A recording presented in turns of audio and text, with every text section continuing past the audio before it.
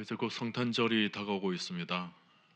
성탄절은 정말 뜻깊은 절기입니다. 인류 역사에 있어서 이게 최대의 사건이라고 말할 수가 있죠. 예수님의 탄생 사건은 정말 신비로운 일입니다. 절대자이신 하나님이 인간이 되셨다라는 것을 우리가 어떻게 이해할 수 있겠습니까? 정말 경이로운 일이죠. 신비 중의 신비입니다. 우리 이성을 넘어선 사건, 절대자 되시는 하나님께서 우리에게 오셨다라는 것입니다. 사실 성경 전체를 다 들여다 보면 그 내용들이 대부분 하나님께서 인간을 찾아오셨다라는 내용입니다. 아브라함을 하나님께서 찾아오셨고, 또 이삭을 하나님께서 찾아오셨고, 야곱과 또 요셉을 하나님께서 찾아오셨습니다. 또 다윗을 찾아오셨고, 모세와 함께 하셨고, 하나님을 떠난 모든 인간을 찾아오시는 것입니다. 신약으로 넘어와도 베드로와 요한을 찾아오셨고, 또 사도 바울을 찾아오셨습니다. 그 찾아오신 하나님께서 오늘 우리에게도 한 사람 한 사람 찾아와 주시는 것입니다. 저는 어릴 때 우리 동네 사람들을 보면서 참 이쪽 신이 좋다고 그러면 이쪽 신을 찾아다니고, 또 저쪽 신이 좋다고 그러면 저쪽 신을 찾아다니는 모습을 많이 봐왔습니다. 전부 찾기 어려운 곳에 다 숨어져 있다 보니까 새벽같이 일어나서 짐을 싸들고 가서 찾아다니는 것을 저는 보았습니다.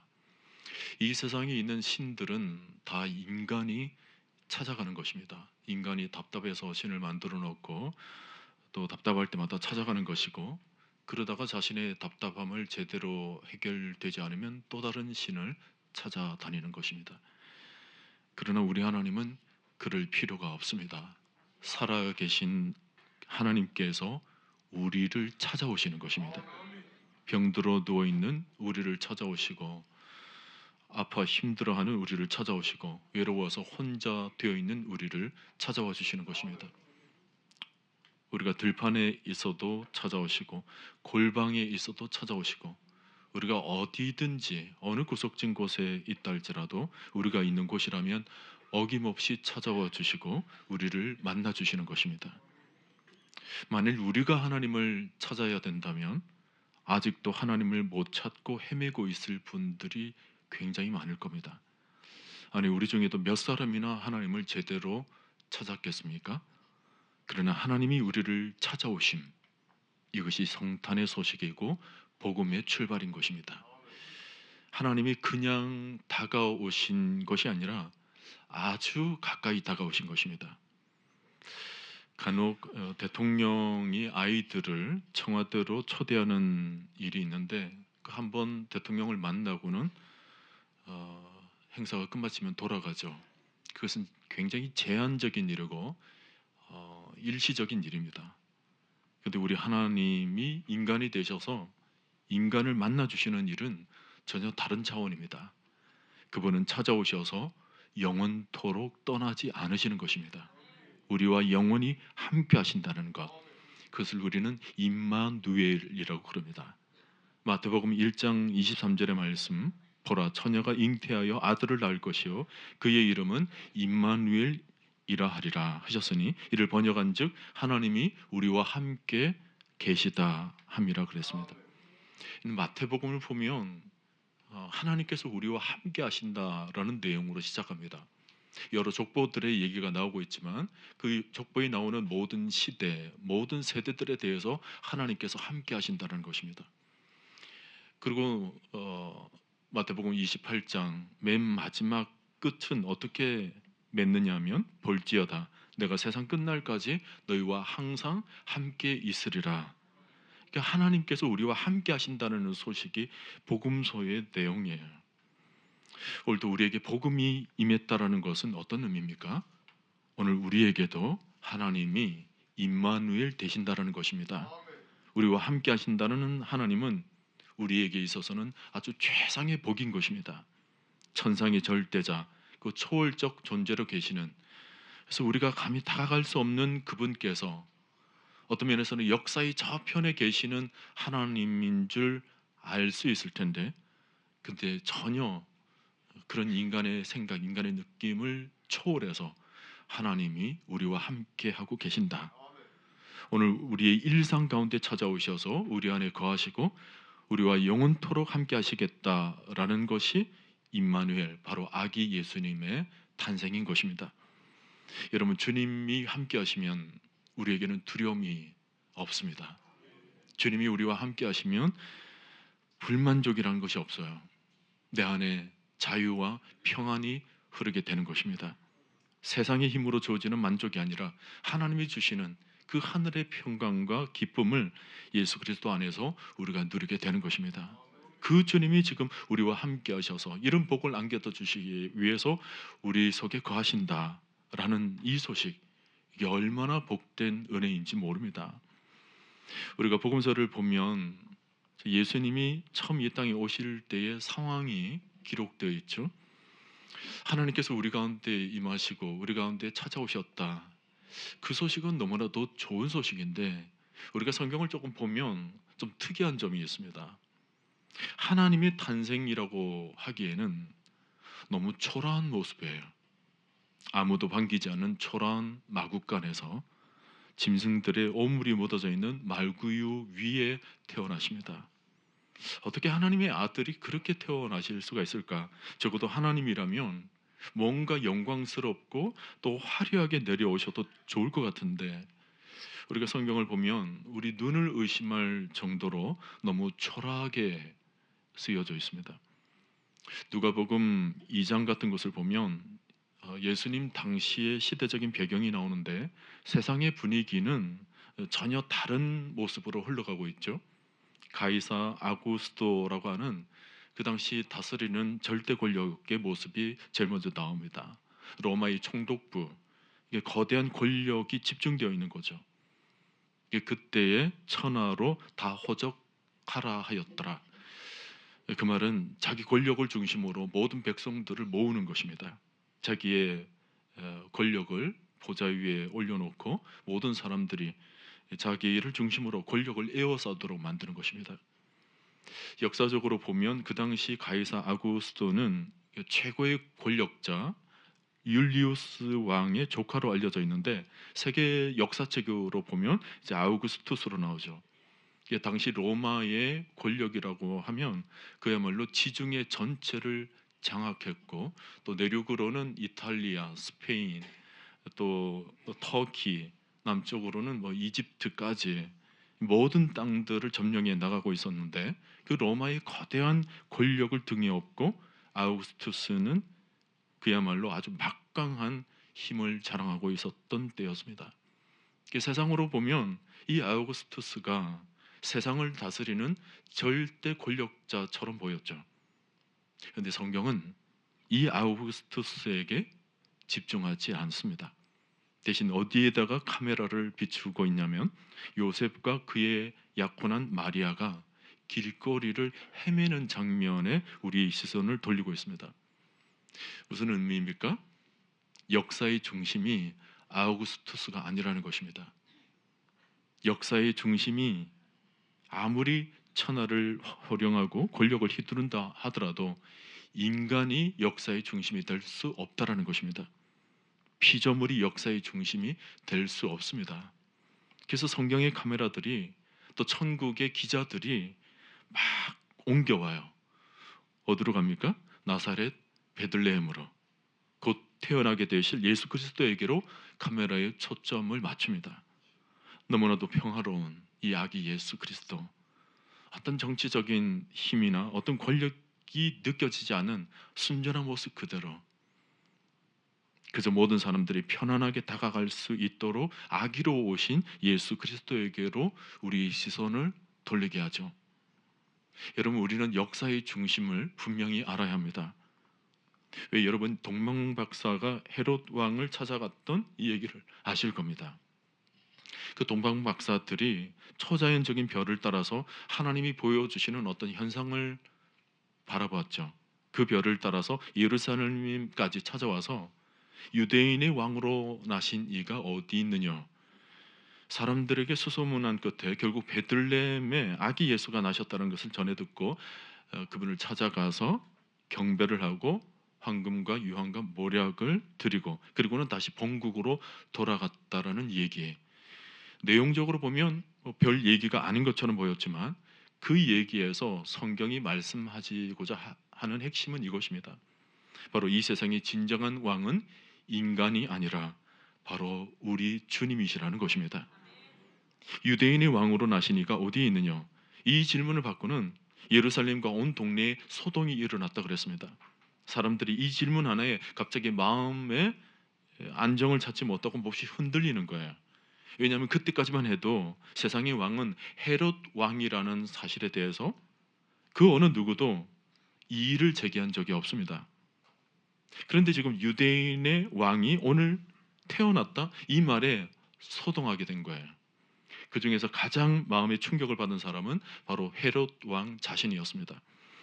지금 왕의 자리에 앉아서 왕노릇하고 있었던 사람 이 헤롯 왕, 성경에서는 헤롯 왕이 그냥 소동하였다라고 그랬는데 그건 상당 부분 축소된 표현입니다. 유대인의 왕으로 나신 예수 그리스도가 어디 있느냐라고 박사들의 그런 말을 듣고는 헤롯은 완전히 정신을 잃어버립니다. 여러분, 이 세상의 진정한 왕이 누굽니까? 헤롯 대왕입니까? 각 나라 대통령입니까? 아니면 이 세상의 권력자들입니까? 그런 사람들은 대리적 통치자일 뿐 인간은 진정한 왕이 될 수가 없습니다. 물러나면 그뿐인 거죠. 나중에 헤롯 대왕도 사도행전 12장을 보면 하나님이 치셔서 자그마한 벌레에 먹혀서 죽습니다. 여러분, 이 세상 왕은 자그마한 벌레에도 죽을 수가 있습니다. 인간의 권력은 너무 허무한 것입니다. 여러분, 오직 우리의 왕은 이 세상을 생명과 평화와 영광으로 다스리시는 예수 그리스도가 영원한 왕이라는 것을 믿으시기를 바랍니다. 예레미야 23장 5절에도 보면 나 여호와가 말하노라 보라 때가 이르리니 내가 다윗에게 한 의로운 가지를 일으킬 것이라 그가 왕이 되어 지혜롭게 행사하며 세상에서 공평과 정의를 행할 것이며 그랬습니다. 천지를 지으신 창조주 하나님, 온 우주를 다스리시는 예수 그리스도가 만왕의 왕이십니다. 자, 그런데요, 앞서서 제가 말씀드린 것처럼 이런 만왕의 왕께서 이 세상에 태어나시는 장면은 너무나도 낯설게 느껴집니다. 여러분, 왕이 태어나면 어떻게 해야 합니까? 예를 들어서 영국 같은 나라는 왕의 아들이 태어나면 이건 국가적인 행사가 열립니다. 런던 하이드 파크나 그린 파크에서 아주 그 축포들이 100발 이상씩 쏘아 올립니다. 온 나라 사람들이 왕의 아들이 태어났다는 것을 소리를 듣고 먼저 알게 만드는 것입니다. 시민들이 왕실에 아들이 태어났구나. 그때부터 모든 상황이 달라집니다. 아들이 태어나는 순간 왕의 계승 서열이 즉각적으로 달라집니다. 국기, 그 유니언잭 국기가 개항이 되고요. 신문 일면에는 자연스럽게 다 도배가 되죠. 왕의 아들이 태어났다라는 그 소식으로. 그러면서 이제 왕에 관련된 그 기념품들이 막 출시되기 시작합니다. 기념 우표를 포함해서 머그 컵이라든지 접시 같은 것들이 막 나와서 팔린다고 그래요. 그리고 술집 거리에서는 자연스럽게 자발적인 축하 분위기가 펼쳐진다고 그럽니다. 태국 같은 나라에서도 왕의 아들이 태어나게 되면 온 나라에서 퍼레이드가 펼쳐진다고 그래요. 근데 지금 예수님이 오셨을 때는 어떠했습니까? 이건 왕의 출생과는 비교도 할 수 없는, 전혀 이 왕의 출생이라고 말하기에는 너무나 또 어울리지가 않는 그냥 자그마한 시골뜨기 혼전 임산부 스토리가 주님의 탄생 스토리입니다. 화려하기는 그냥 초라함의 극치를 보여주고 있죠. 예수님의 탄생 스토리에서 세상 사람들이 눈여겨볼 만한 그런 뉴스거리는 하나도 없어 보입니다. 여러분, 성경을 통해서 이미 여러분 그 분위기를 잘 아시잖아요. 예수님이 곧 인간의 몸을 입고 태어나시는데 그 부모가 이 길거리에서 헤매는 장면으로 시작합니다. 편안히 주님께서 나실 그 방 하나 찾지를 못하는 거예요. 빈 방이 있습니까? 아무리 돌아다 봐도 방이 없습니다. 이 요셉과 마리아가 아무리 찾아도 찾아낼 그 숙소가 없다 보니까 겨우 찾아낸 곳이 어디냐? 베들레헴에 있는 자그마한 마구간이었어요. 주님이 이 땅에 오시는데, 만왕의 왕이 이 땅에 오시는데 마구간이 웬 말입니까? 여러분, 시골 외양간 주변에서 그 냄새를 한번 맡아보신 적이 있으시죠? 짐승의 냄새가 얼마나 지독합니까? 그 오물 냄새하며 그 안에 오만 가지 기생충들이 우글거립니다. 천장에는 쥐가 돌아다니고 바닥은 축축합니다. 그런 곳에 강부 하나 깔아놓고 주님이 태어나신다 했을 때, 여러분, 이게 머릿속에 상상이 됩니까? 천하 만물을 주관하시는 하나님의 아들이 태어났는데 어떻게 이렇게 초라하게 태어나십니까? 저는 어릴 때 정말 이것이 이해가 되질 않았어요. 그토록 거룩하고 그토록 아름답고 영롱한 별들 가운데 계셨던 그분께서 왜 이런 초라한 마구간에서 태어나셔야 하셨을까? 더 놀라운 것은 주님이 어쩔 수 없이 이렇게 태어난 것이 아니더라는 것입니다. 성경을 보니까요, 하나님은 아들이 이렇게 태어나게 되는 것을 기뻐하셨다 그랬습니다. 마구간에서 나심이 억지 출생이 아니라는 거예요. 그러니까 누가복음 2장 10절 이하를 보면 그런 말씀을 하죠. 천사가 이르되 무서워하지 말라. 보라, 내가 온 백성에게 미칠 큰 기쁨의 좋은 소식을 너에게 전하노라. 그러니까 이렇게 태어나는 것이 기쁜 소식이라는 거예요. 오늘 다윗의 동네에서 너희를 위하여 구주가 나셨으니 곧 그리스도 주시라. 이렇게 태어나시는 분이 잘못 태어난 것이 아니고 너희를 위한 구주가 틀림없다라는 것입니다. 너희가 가서 강보에서여 구유에 누워있는 아기를 보리니 이것이 너희에게 표적이 되리라. 그 마구간, 그 냄새나는 곳에서 한 아이가 태어난 것을 보거든 그것을 표적 삼아라라는 것입니다. 모든 것이 하나님의 뜻, 하나님의 의도대로 된 거예요. 하나님께서 이렇게 태어나신 것을 기뻐하셨다라는 것입니다. 왜 그럴까요? 주님이 온 세상의 왕이 되심에도 불구하고 세상 권력자들과는 비교할 수 없는, 왜 이런 초라한 모습을 가지고 그러면서도 그토록 기뻐하시며 이 땅에 내려오셨을까? 그것은 여러분, 장차 주님이 다스리시게 될, 주님이 안아 구원하시게 될 백성의 모습과 깊은 관련이 있습니다. 여러분, 우리 주님이 이 땅에 오셨을 때 제일 먼저 누가 주님을 찾아온 줄 아십니까? 성경에 기록되어 있죠. 제일 먼저는 세례 요한의 부모였던 사가랴와 엘리사벳이 찾아옵니다. 세상적으로 소외되고 밀쳐진 아주 늙고 쇠약한 노인에 불과했던 노부부였습니다. 또 목자들을 보세요. 천민 중에 천민이고 자기 이름조차 제대로 쓰지 못하는 아주 무식했던 사람들이고 온 냄새 때문에 감히 성전에도 들어갈 수 없었던 그런 사람들이었어요. 그 다음에 또 찾아온 사람 시므온과 안나 선지자였습니다. 안나는 결혼 7년 만에 과부가 된 사람이고 먹을 것이 있으면 먹고 먹을 것이 없으면 그냥 굶고 그냥 그대로 금식하며 지내왔던 사람입니다. 여러분 보세요. 모두가 다 초라한 사람들이었어요. 평생을 외롭게 산 사람들이었습니다. 그러니까 우리가 성경을 통해서 발견하는 것은 주님 주변으로 몰려던 백성들 가운데 하나같이 모두가 다 세상적으로 보면 소망이 없던 자들이었다는 것입니다.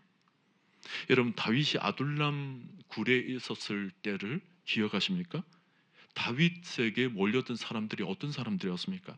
우리가 사무엘상 22장 2절을 보면 다윗이 아둘람 굴에 있었을 때 그에게로 몰려든 사람들이 기록되어 있죠.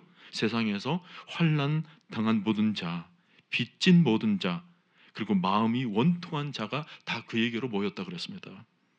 꼭 그 모습이에요.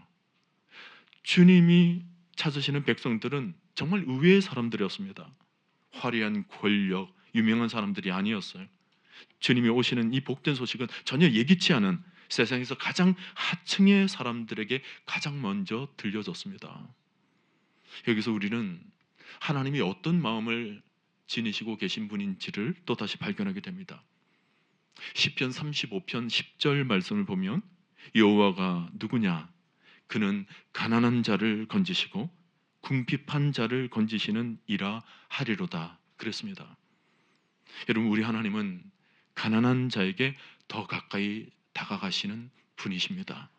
이 세상에 연약한 사람들을 절대로 내버려 두시지를 않으십니다. 주님은 낮은 자를 더 축복하기 위해서 오신 것입니다. 모든 절망, 좌절, 슬픔, 불행과 그 가난에 떨고 배고픈 사람들을 위해서 주님께서 이 땅에 오셔서 그들에게 옷을 나눠주시고 힘을 주시고 일으켜 주시고 능력을 주시고 축복을 주시기 위해서 이 땅에 오셨다라는 것입니다. 주님이 마국간에서 태어나신 이유 너무나도 분명하죠.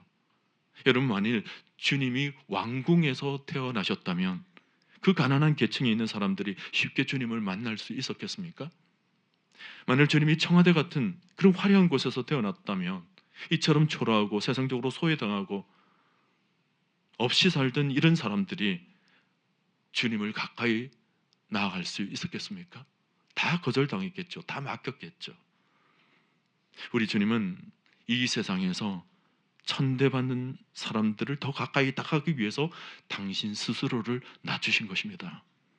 이 세상에서 무시당한 사람들을 위로하기 위해서 가난한 자, 짓밟힌 자, 실패자, 병든 자, 죄인으로 얼룩진 자, 이런 사람들을 위해서 주님이 스스로 초라해지신 것입니다.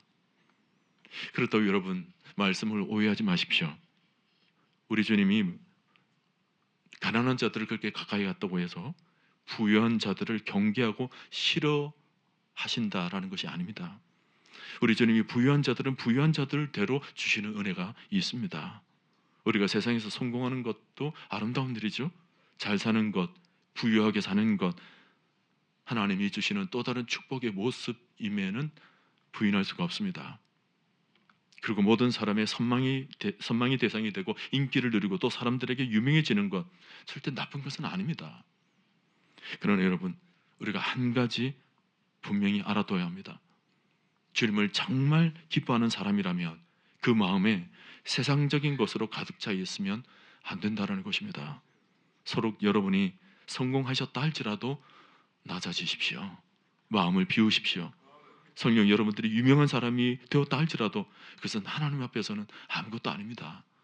서로 여러분들이 많은 재산을 쌓아놓고 걱정 없이 사는 분이라 할지라도 그것에 마음 빼앗기지 마십시오. 때가 되면 우리는 이 땅을 떠납니다. 그런 거 다 내버려 두고 우리가 이 세상을 떠나게 된다는 것을 여러분 잊지 마시고 세상 것에 마음을 비우십시오. 마음을 낮추십시오. 오히려 가난한 심령이 되시기를 바랍니다. 주님은 낮은 곳으로 임하셨습니다. 말구유 그 어린 아기의 모습은 한없이 낮아지신 모습이었습니다. 그러므로 교만한 자들의 눈으로는 그리스도를 알아볼 수가 없어요. 오늘 빌립보서 2장 7절 8절 말씀, 오히려 자기를 비워 종의 형체를 가지사 사람들과 같이 되셨고 사람의 모양으로 나타나사 자기를 낮추시고 죽기까지 복종하셨으니 곧 십자가에 죽으심이라 그랬습니다. 낮추셨을 뿐만 아니라 죽음에 이르기까지, 그 심연의 깊은 십자가에 이르기까지 주님은 낮아지시고 또 낮아지셨다라는 것입니다. 우리는 뭔가 크고 화려한 것을 좋아하는 습성을 가지고 있죠.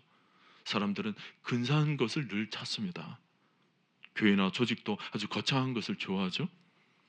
특히 한국 사람들은 대자를 좋아합니다. 그래서 우리가 대한민국에 살고 있잖아요. 강을 건너도 천호 대교를 건넙니다. 강동 대교, 팔당 대교를 건너고 있어요. 교회에 대해서도 어느 교회가 더 큰 교회냐, 어느 교회가 더 유명한 교회냐, 어느 목사가 더 탁월한 목사냐, 누가 능력이 많은 종인지 그걸 선전하는 시대에 우리가 살고 있습니다. 우리는 가능한 우리 자신을 부풀리고 사람들로부터 환호와 박수를 받기를 원하죠. 그러나 예수님의 삶 속에서는 그런 흔적을 전혀 찾아볼 수가 없습니다. 우리는 늘 좋은 것, 화려한 것을 찾지만 주님은 어떤 대단한 조직이나 제도 그리고 건물 자체에도 관심이 없었어요. 주님은 종교를 세울 목적으로 어떤 일을 기획하거나 사람들을 모으지를 않았습니다. 요즘 이단 사이비 교주들처럼 대중들을 현혹하지도 않으셨습니다. 오히려 주님은 몰려드는 군중들로부터 비켜나서 숨기를 좋아하셨습니다. 주님의 관심은 온통 낙오된 자, 소외된 자, 홀로 있는 자, 버림받은 자들, 주님은 힘없는 자들의 친구가 되어 주셨습니다. 사람들이 소홀히 여겼던 그 어린아이, 또 정죄받았던 세리들, 창기들과 함께 주님께서 교제를 나누셨습니다. 주님은 끊임없이 그러면서 낮은 보신 그 십자가를 향해서 묵묵히 걸어가셨던 것입니다. 태아의 형태로부터 자신을 낮추시고 종의 모습으로 평생 사시다가 결국은 가장 흉악한 그 죄인의 모습으로 십자가 현장에서 이슬처럼 가신 분이십니다. 그것이 이 땅에 오신 예수, 우리가 믿고 따르는 예수, 우리가 흠모하고 있는, 우리가 예배하고 있는 예수 그리스도의 실제적인 모습이에요. 그분은 영광의 본체십니다. 하나님과 동등되신 분이시죠. 그러나 지상에서는 자신의 영광을 한 번도 추구하신 적이 없으시고 철저히 십자가를 향하셨습니다. 오늘 여러분이 그리스도를 만나고 싶다면 높아진 마음을 낮춰야만이 만나실 수 있습니다. 인간적인 허영이나 자기 자랑을 가지고는 주님을 결코 예배할 수가 없습니다. 지금보다 더 잘난 사람이 되고 싶어서 예수를 지금 찾고 있다면 결코 주님을 만나 배울 수 없을 것입니다. 화려하지 않아도 좋습니다. 뛰어나지 않아도 좋습니다. 세련되지 않아도 좋습니다. 겸손, 그것이 주님을 만난 유일한 마음입니다. 지금까지 여러분이 살면서 어떤 내용이든 하나님께서 내 마음을 낮추신 스토리들이 아마 있으리라 생각을 합니다. 잘 되던 일이 갑자기 실패를 했던 적이 있으신 분들도 있습니다. 잘 살았는데 어느 날 갑자기 물질이 날아가면서 가난해지신 분들도 있으시죠? 갑자기 세상에 어려운 문제를 만나게 되면서 갖은 시련을 겪으신 분들도 아마 있을 겁니다. 혹은 갑자기 찾아온 질병 때문에 그 어려운 침상에서 주님을 만나게 되신 분들도 아마 있을 겁니다. 각자의 스토리들이 다 있겠지만 그 모든 스토리들은 결국 우리를 낮추신 자리에서 주님께서 만나주신 자리였습니다.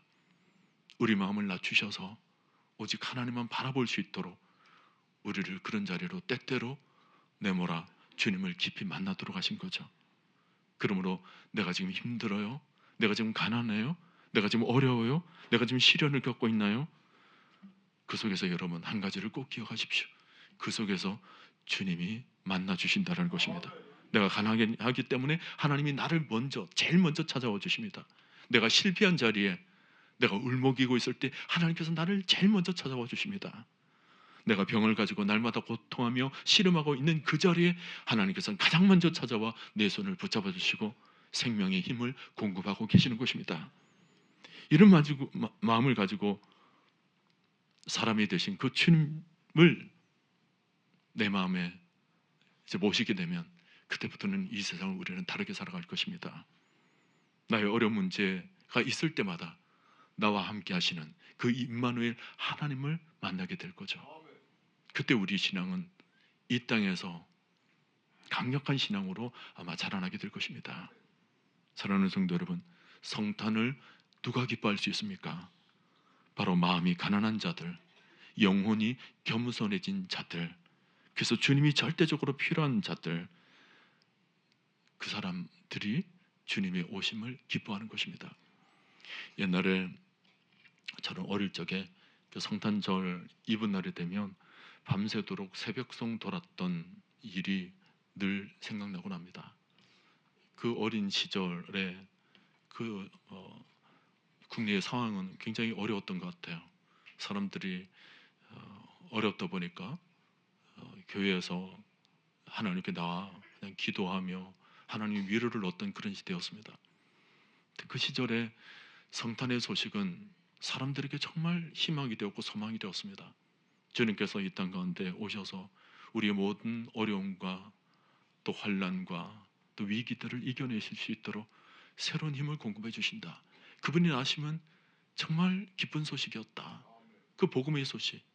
그래서 새벽송을 돌면서 각 가정들마다 돌아다니면서 기쁘다 구주 오셨네, 거룩한 밤, 고요한 밤, 그 노래를 부르면서 축복하면 사람들이 다 불을 켜서 함께 마당으로 나와서 함께 노래를 부릅니다.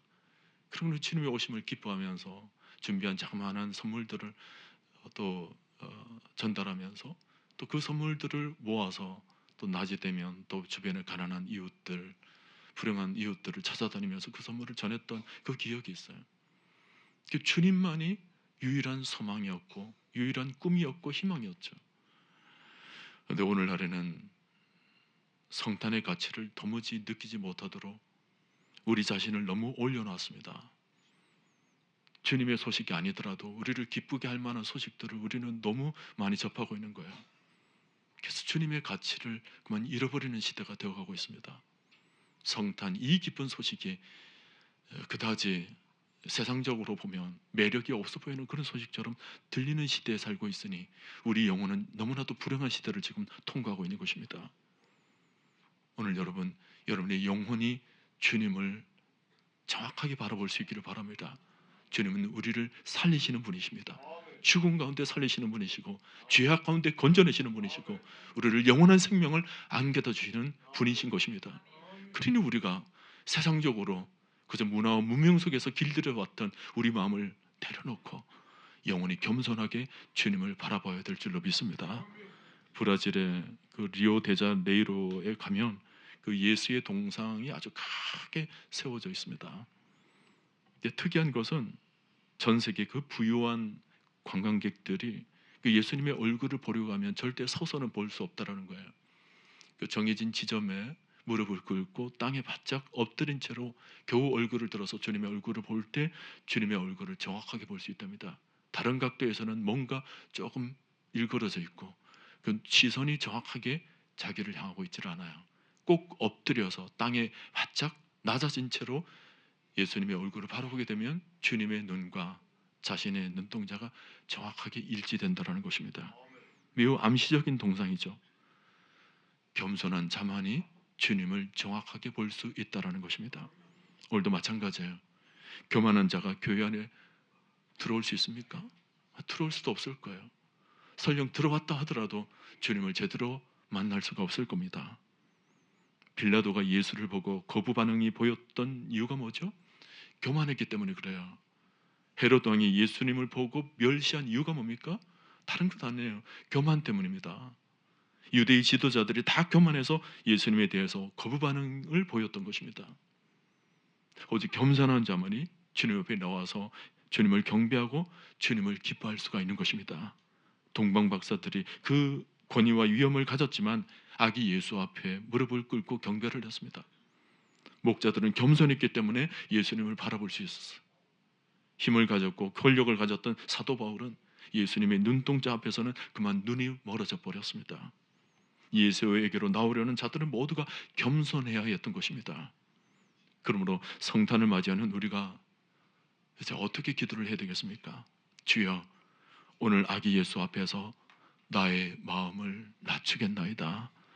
내 마음을 겸손하게 낮추겠사오니 주여 낮은 대로 임하소서.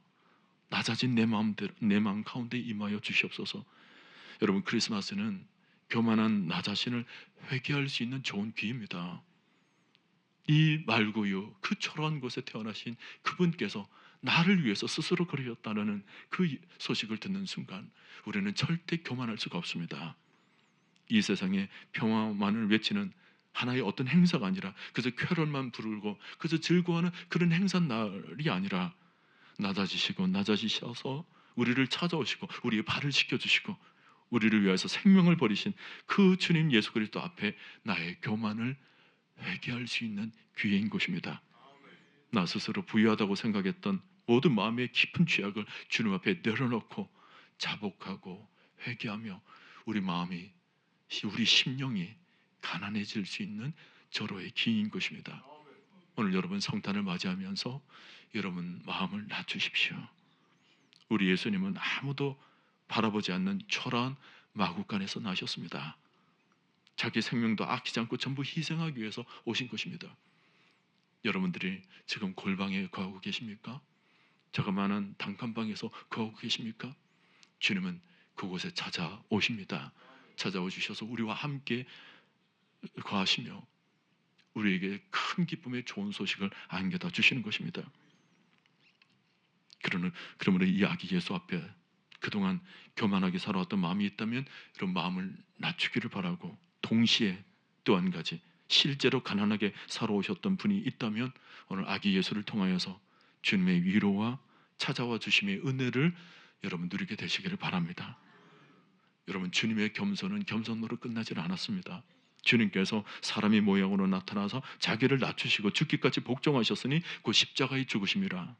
그리고는 그 다음 말씀, 오늘 여러분 9절 말씀을 보십시오.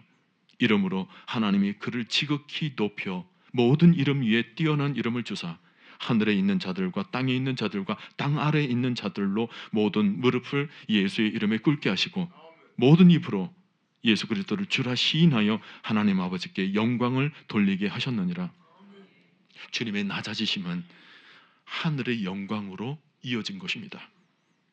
우리도 주님과 같이 낮아지게 될 때 우리의 삶을 통하여서 하나님의 영광이 나타나게 될 것입니다. 그렇게 되면 우리가 세상 속에 살아가지만 주님과 함께 철저히 낮아진 삶으로 살아가고 있다 하지만, 그러나 우리를 통하여서 참으로 세상이 줄 수 없는, 세상에서 찾아볼 수 없는 참된 만족과 평안과 기쁨과 그 하늘의 영광을 우리 모두 또 누리며 살아가게 될 것입니다. 오늘 아기 예수의 탄생은 낮아진 자들에게 큰 기쁨의 좋은 소식입니다. 수고하고 무거운 짐진 자들아 다 내게로 오라. 내가 너희를 쉬게 하리라. 세상에서는 비록 고생하고 고통으로 짓밟히는 그런 삶이라 할지라도 하나님께서 찾아와 주셔서 우리의 손을 붙잡아 주시고 새로운 용기와 새로운 힘을 공급해 주실 때 우리의 모든 짐은 가벼워질 것입니다. 우리가 가끔씩 찬송을 하죠. 눈물이 앞을 가리고 내 맘에 근심 쌓일 때 위로하고 힘주시리 주 예수. 여러분, 이 찬송은 아무나 부를 수 있는 찬송이 아닙니다. 입으로는 부를 수 있지만 아무나 마음속에서 주님을 영접할 수가 없습니다. 임마누엘 되신 하나님을 제대로 바라본 자입니다. 내가 어떤 곳에 있다 할지라도 나를 찾아와 주시는 하나님, 나와 함께 주시는 하나님, 그 믿음을 가지고 있는 사람들은 이 찬송을 부를 때마다, 이 찬양의 고백이 내 입술 가운데 나올 때마다 주님이 금방이라도 나와 함께 계심을 느끼게 될 것입니다. 벌써 부르는 순간 내 곁에 지금 계시잖아요. 내 마음 나에게 힘을 주실 분, 그렇죠? 다시 한번 부릅시다. 눈물이 앞을 가리고 내 맘에 근심 쌓일 때 위로하고 힘주시리 주 예수. 제가 이 찬송을 언젠가 부른 적이 있는데, 처음에 부를 때는 약간 신세 한탄 비슷하게 이 찬송을 부르면서 두 눈에 눈물이 나오는 거예요. 찬송 그대로. 그래서 눈물이 앞을 가리고 내 마음에 근심 쌓일 때 위로하고 힘주시리 주 예수. 처음에는 좀 처량하게 불렀어요. 근데 이 곡을 한 번 부르고 두 번 부르고 세 번 부르고 자꾸 반복해서 불렀어요. 그 자리에서. 근데 나중에는 어떻게 바뀌는 줄 아십니까? 눈물이 앞을 가리고 내 마음에 근심 쌓일 때 위로하고 힘주시리 주 예수. 기쁨의 사성이 되는 거예요. 또 불렀어요. 눈물이 앞을 가리고 내 마음에 근심 쌓일 때 위로하고 힘주시리 주 예수. 옳았구나. 내 마음이 힘들고 어려움이 생길 때마다, 근심이 쌓일 때마다 나를 위로하고 힘주시는 분은 주님이시다, 하나님이시다, 예수 그리스도시다. 그분이 이 땅 가운데 오셨다. 그분이 내 속에 함께 계시고 임마누엘 되신다. 나와 함께 하신다. 그걸 느끼는 순간 이 찬송이 그냥 춤추며 부르는 곡이 되는 거예요. 눈물이 앞을 가리고 내 마음에 근심 쌓일 때 위로하고 힘주시리 주 예수. 할렐루야, 할렐루야. 여러분, 그 소식이 기쁘다 구주 오셨습니다. 기쁘다 구주셨는데 주님이 나 삶 가운데 함께 해주셨다. 나의 고독한 삶 가운데도 함께 하시고 어려운 삶 가운데도 함께 하셨다. 눈물이 나의 마음을 아프게 하고 근심이 쌓일 때도 주님이 나에게 힘을 주신다. 소망을 주신다. 기쁨을 주신다. 그래서 성탄은 메리 크리스마스예요. 힘든 삶 속에서도 메리 크리스마스. 아멘입니까? 그래서 서로에게 다시 인사합시다. 메리 크리스마스. 예, 한 번만 하십니까? 앞뒤 좌우로 다 메리 크리스마스. 여러분 오늘 하루 종일 있으면서 이 메리 크리스마스를 가장 먼저 여러분 영혼 가운데 올리게 되시기를 바랍니다. 주님이 나의 영혼 가운데 찾아와 주셨다. 주님이 내 영혼 가운데 함께 해주시고 찾아와 주셨으니 그야말로 메리 크리스마스다. 그리고 그 기쁨을 여러분 가족들과 나누십시오. 메리 크리스마스. 우리 가정 가운데서도 주님께서 찾아와 주셨다. 함께 주셨다. 우리 교회도 우리끼리만 모여 있으면 이게 뭐예요? 인간의 군중들이 모여 있는 것과 뭐 다를 게 뭐 있습니까? 복조리 시장 바닷가 뭐가 다를 게 있습니까? 그러나 이곳에 주님이 거하시기 때문에 주님이 찾아와 주시고 함께 해주시기 때문에 우리 교회 공동체 속에서도 메리 크리스마스인 것입니다. 할렐루야 할렐루야. 오늘 여러분 하루 종일 주님의 나심을 기뻐하시고 경배하시면서 여러분 마음속에 찾아오시는 그 주님을 복되게 예비하며 하루 종일 찬송하는 여러분 심령 될 수 있기를 주님의 이름으로 간절히 축원드립니다.